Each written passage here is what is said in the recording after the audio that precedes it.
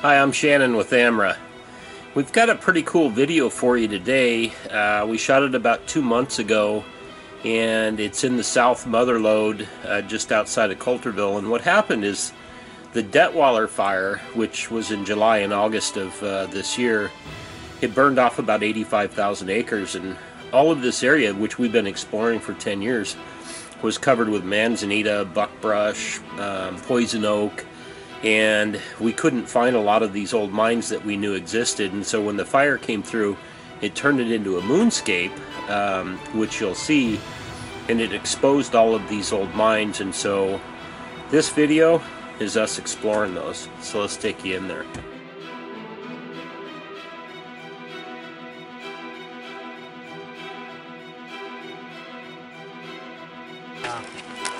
Where has I'm Sparky. I like pink watches. They're my favorite. I am so glad I just got that on film. I was actually recording. So this is pretty cool. You can see Don's up above with the metal detector on that tailing pile. And that tailing pile right over here is the shaft that we just went in. There's another one right here we're going to go in, but what's kind of cool about this one is you can see down below here, it's real nice and flat. And then out where Charlie's at, they actually have some tracks, so they brought that out here, and you can see that they've tailing pile dumped that there. That's their discard rock.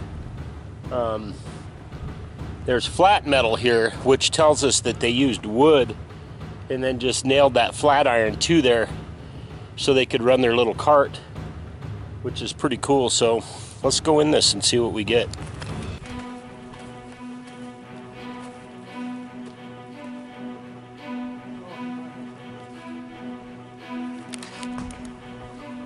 I'll be right behind you.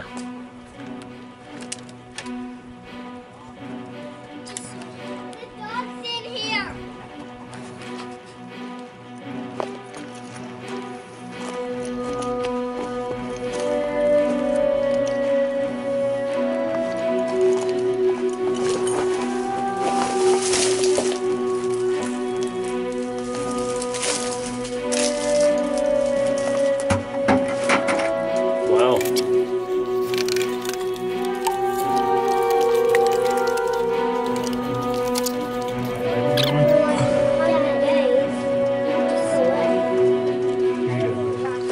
So guys, we're all the way in the mine shaft here, and where Maddie and I came out several days ago, and then Don and I came back in, and anyway, there's a heck of a seam here I want to show you, and I'm hoping that you can see just how red that is. But what they did is they found this on the surface, and then they tunneled in here, and I'll show you the tunneling here.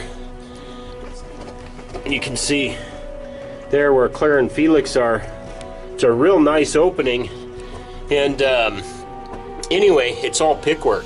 That was all done by hand, so this was probably done in the late 1870s, probably 1870s, 1880s. But anyway, we're going to take some samples out of here and see if this stuff is any good, and we'll keep poking around.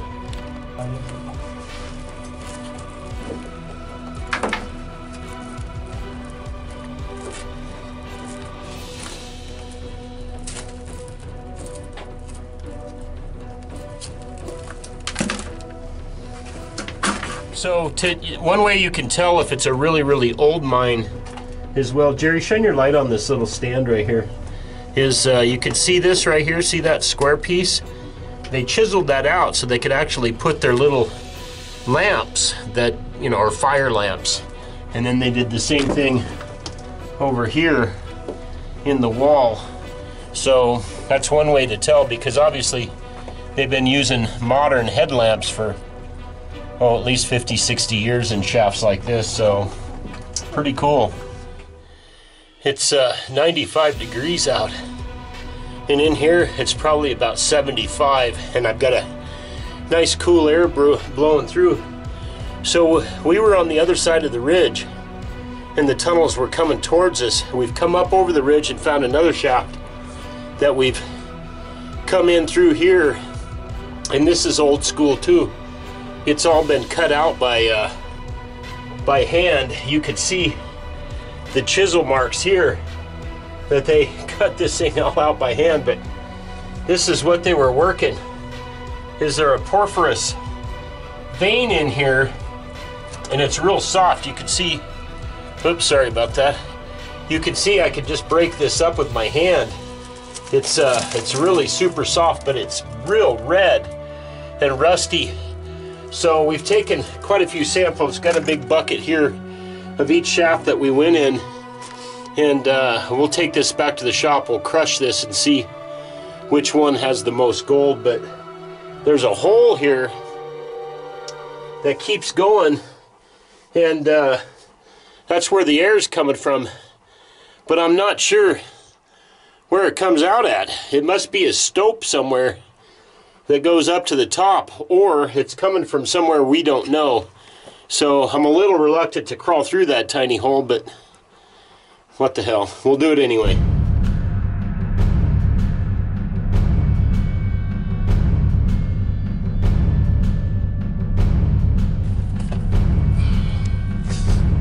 Yeah, I see light up there. Boy, that gets really tight, Jerry. That's a belly crawl. There's the shaft. This has been dug, bro. It sure is. I see an opening. Hey, you know what? Is We're back to that other shaft. The one we were in earlier? Yeah, same spot. Here's the opening with that rock. Right here. So they do connect. They connect. Yep. Oh, this is the one we were just in. Yeah. The other side of the road. That'll buff out, won't it? This is all one interconnected mine. And we're gonna sample it. And if it's good, we'll claim it. If I can get my equipment in here, that'd be cool. Woo.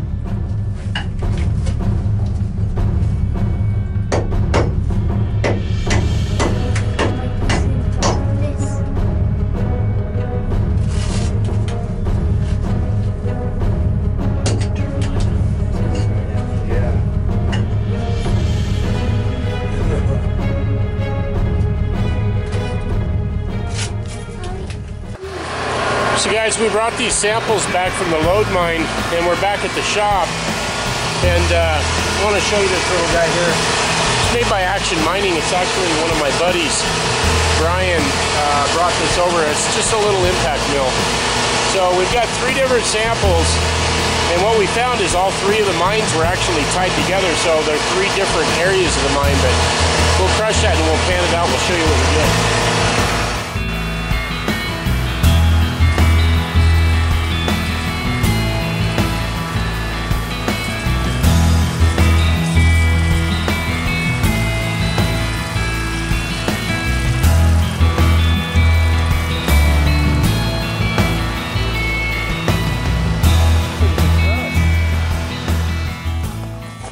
So we only did a couple of handfuls of rock. We had to kind of crush it down, bigger pieces like this, into probably half inch size. So anyway, what we're gonna do is Brian ran that, and then he's gonna head over to the panning tub. We're just gonna pan it. That's the simple process of prospecting a load mine. But I'll give you an idea here too, is another thing that you can use, and that's this mortar and pestle. And these things actually work pretty good. This is cast iron, and they're real heavy duty. You can crush that up. We've got the big old billet and smasher, and it weighs about 25 pounds, and it busts up your stomach muscles pretty fast. But this is another way to do it. So anyway, we'll go pan some of this to see what we get.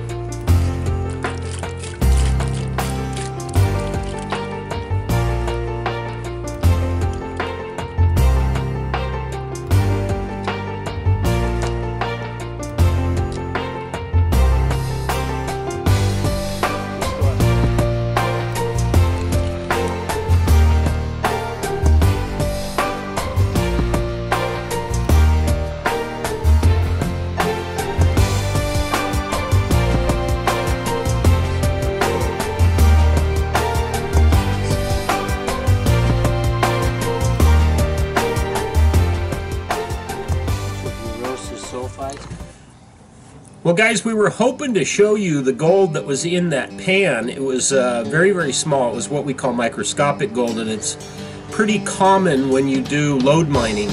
Is, you know, 99% of the miners back in the 1800s never saw a speck of gold because A, they had really crappy lighting, not like the modern lights that we have now.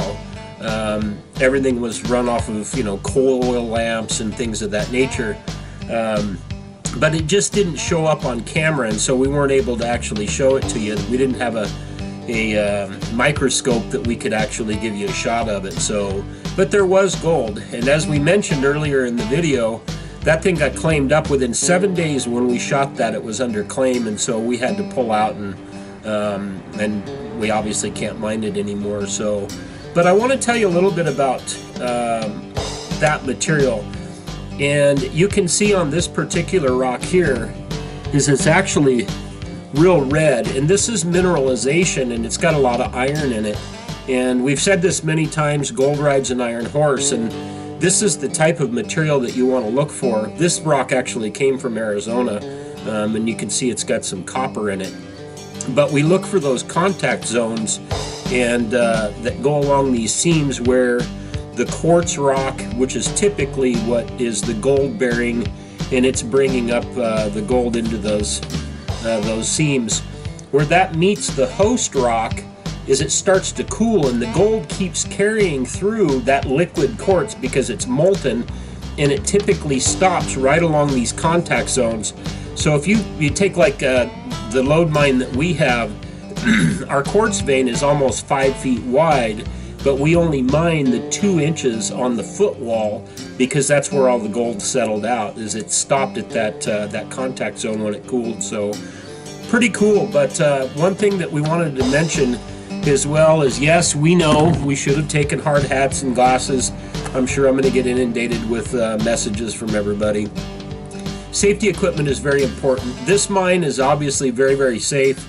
There wasn't any hanging rocks or anything like that, and we didn't feel that we were in danger at any time. It was a little bit tight hiking through some of those spots, but anyway, we hope you guys enjoy these. We've got a pretty big lawsuit that we're doing right now. We filed a federal lawsuit against the United States Forest Service over some of their law enforcement officers that walked up on a couple of our members, miners, decorated war veterans, actually sitting in a creek panning.